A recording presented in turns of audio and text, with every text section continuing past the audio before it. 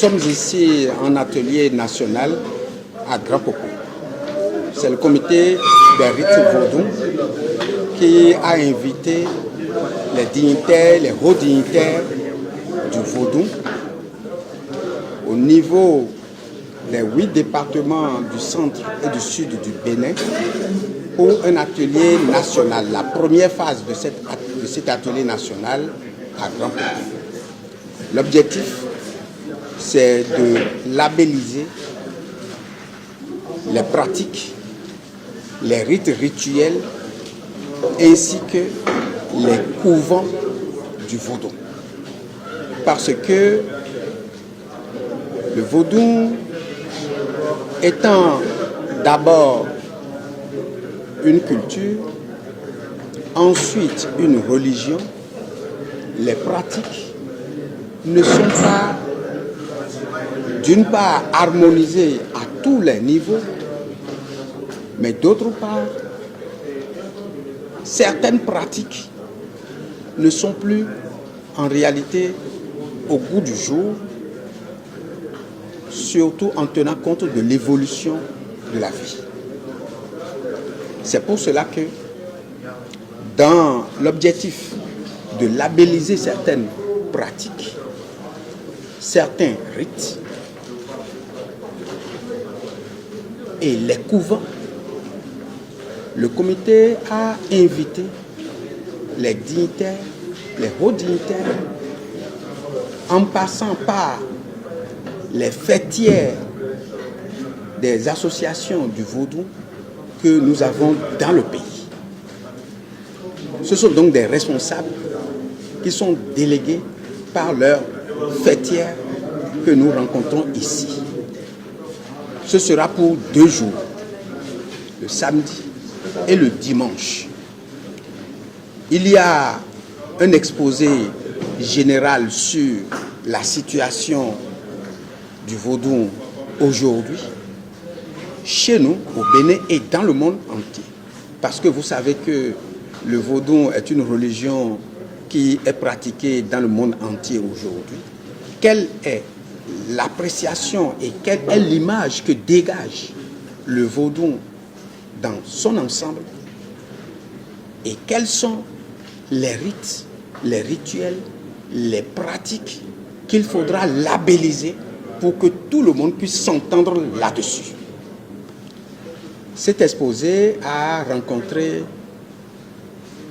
l'assentiment général des participants qui ont félicité d'une part les membres du comité pour avoir pris cette initiative, mais surtout et d'autre part, ils ont félicité le chef de l'État pour avoir mis en place cet organe qui est le comité des rites vaudou, qui permet aujourd'hui de réorganiser le culte vaudou dans notre pays.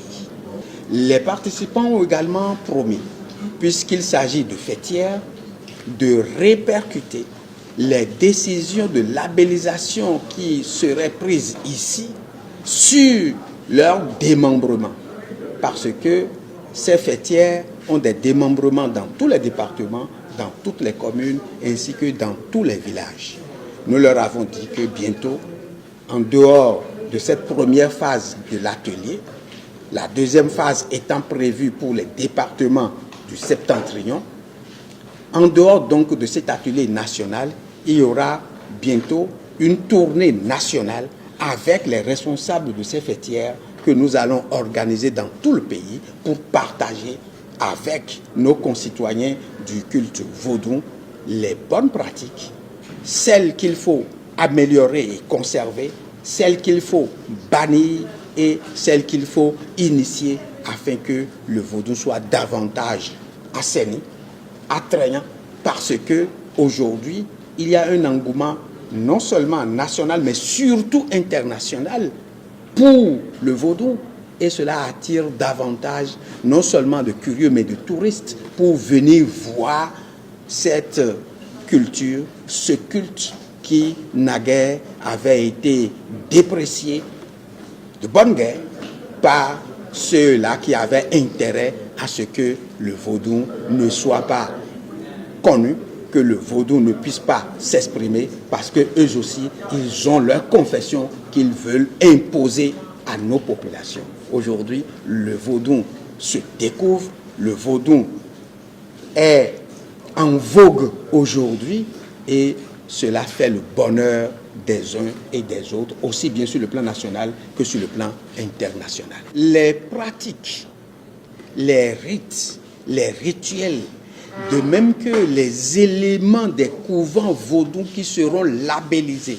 Labellisés, cela signifie que tout le monde s'entend là-dessus et cela fait l'unanimité. Et tout le monde se dit, voilà désormais ce que nous allons faire. Et quand on dit par exemple une prière vaudou, voilà comment le déroulement doit se faire.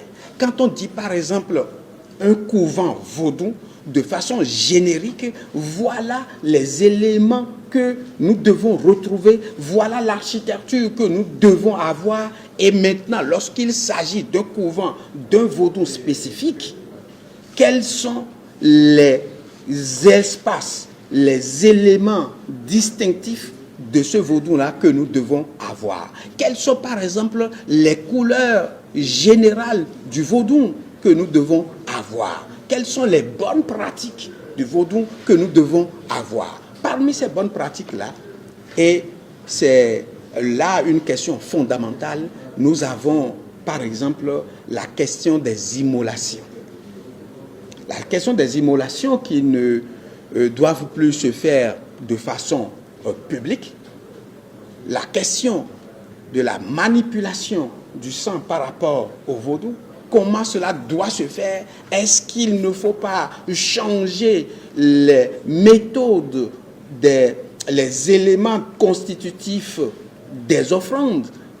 Les éléments devant recueillir les offrandes, comment doit-on désormais les disposer? Voilà donc les questions, par exemple, qui sont abordées et qui doivent faire partie désormais des bonnes pratiques qui seront labellisées. Mais lorsque la labellisation sera effective, ces éléments-là seront consignés dans des documents qui seront vulgarisés, soit sous forme de plaquettes, soit sous forme de dépliants, soit sous forme de dessins, soit sous forme de bandes dessinées, soit sous forme de sketch, à travers la plupart des organes de communication ou des supports de communication, pour que les uns et les autres puissent désormais savoir que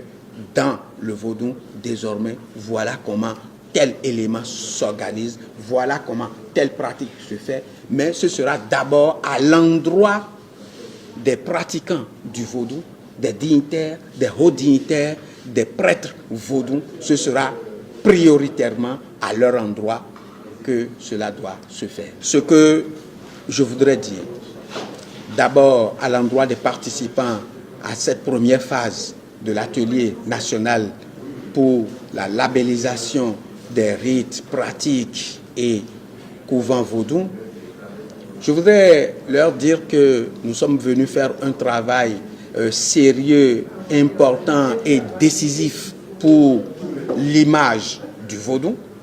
Je leur demande concentration et sérénité, mais je pense qu'ils les ont déjà à entendre leurs interventions. Je voudrais également demander à nos concitoyens, qu'ils soient pratiquants du vaudou ou non, que l'on peut être de culture vaudou sans être de confession vaudou. Ce n'est pas la même chose. Le vaudou étant notre culture, nous pouvons avoir cette culture qui est ce que nous avons pu acquérir, mais cela peut ne pas être notre confession. Si nous parlons donc de vaudou, il faut savoir que c'est surtout pour la culture que nous le faisons, pour que le vaudou désormais soit davantage plus attrayant, pour que les touristes puissent venir et regarder cette belle culture, cette culture universelle que nous avons dans notre pays et que nous partageons avec plusieurs autres communautés, aussi bien sur le plan national qu'international.